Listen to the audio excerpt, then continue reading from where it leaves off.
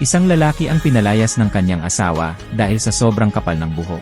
Habang nasa business trip ang kanyang asawa sa loob ng isang linggo, sinubukan niya ang hair growth essence at pagkatapos ng ilang araw, nagsimulang tumubo muli ang kanyang buhok. Maraming hindi makapaniwala na ang produktong ito ay talagang nakakatulong sa pagpapasigla ng mga follicle ng buhok at nagpapabilis ng pagtubo, lalo na para sa mga may problema sa pagnipis ng buhok. Ang produktong ito ay gawa sa purong katas ng luya at ginseng, mayaman sa biotin na tumutulong sa pagpapalakas at pagpapasigla ng buhok. Mag-spray lamang ng 2 tandang bawas 3 beses sa isang araw, at mapapansin mo ang mas makapal at mas mabilis na pagtubo ng buhok sa loob lamang ng ilang linggo.